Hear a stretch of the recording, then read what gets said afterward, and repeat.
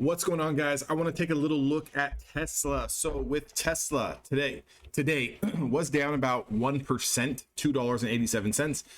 Now we did hit upper supply on the daily time frame. So if you notice the green line on my chart, that is the 5-day moving average. We came just shy of that, immediately got rejected and started to roll back.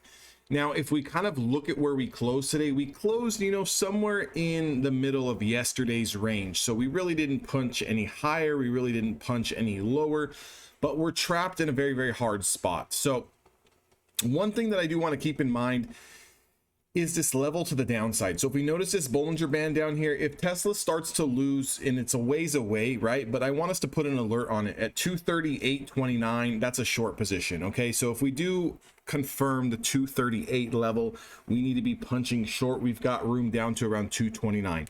That's going to be our big macro short position. Now to the long side, I really don't like Tesla until we start taking out today's range and we start to close at least above the 5-day moving average, which is sitting at around $250. So you can see that we're in about a 12-point range here on Tesla. It's going to be very, very tough sledding for the days to come.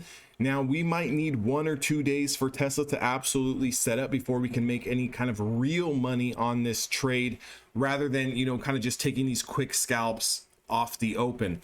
That's one thing that I'm really going to be focusing on. Now, again, this is our 3rd day, actually almost 4th day trading below our 50-day moving average on the daily time frame.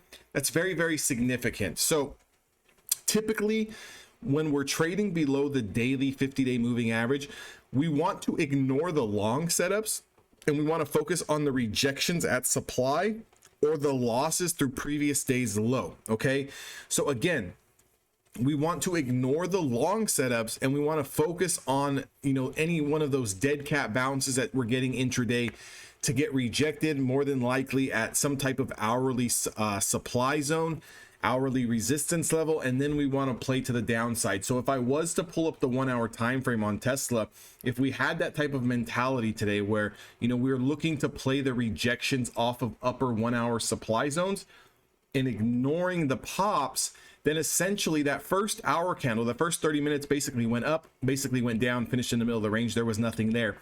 The only real trade that we had to the long side, again, if you're an aggressive scalper, you could have taken the 246.55 long that punched all the way to this upper supply at 249.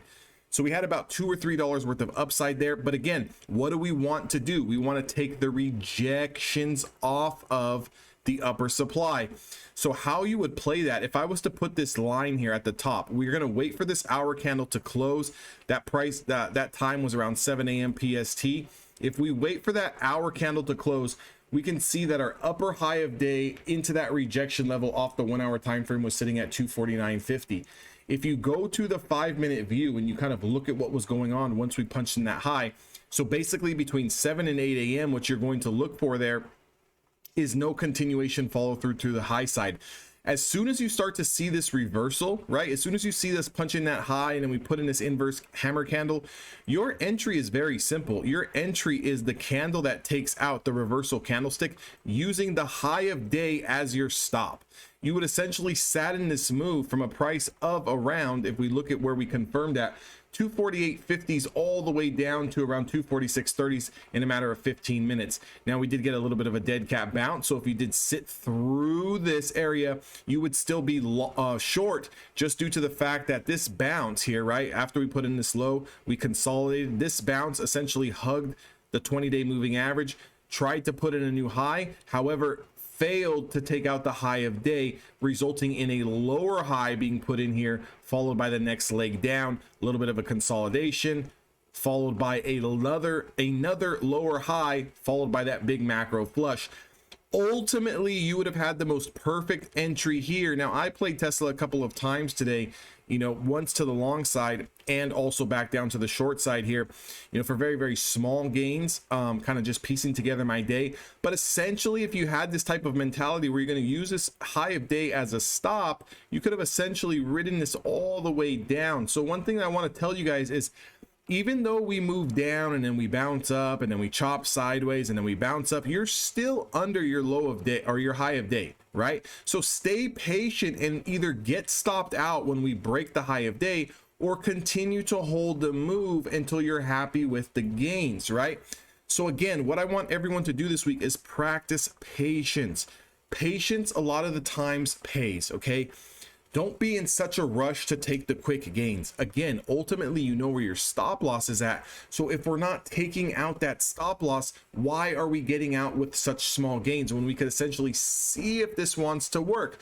Now, the argument might be, well, if I was already up $2 here and we chopped back around, what if this move stopped me out and I took a loss? Well, then guess what? You took a loss. You're not going to win every trade. We're looking for a macro move. We're looking for a continuation move.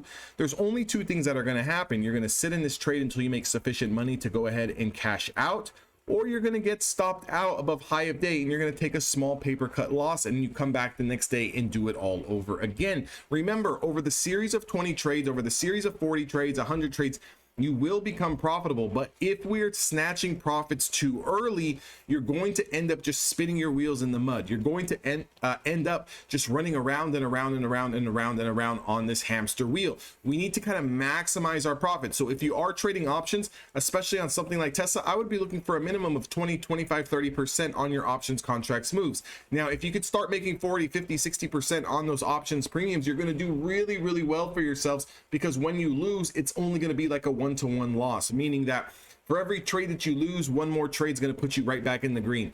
However, if we're snatching profits at 7%, 10%, and we're taking losses at 30, 35%, ultimately it's going to take you 3 to 4 trades of winning in a row before we're able to recover those losses. So again, even though your win rate percentage is going to look really, really good, you're really not making that much money when it comes down to it. So again, that's my technical analysis here on Tesla. If you guys want to trade with me on the daily live webinars, make sure you join through the link down in the description box below. For all of you guys who are just watching on YouTube, make sure to comment, like, and subscribe. It's free to do all three. Make sure you guys show me a little bit of love, and I will definitely return the favor with more technical analysis. I'll see you guys all on the next video.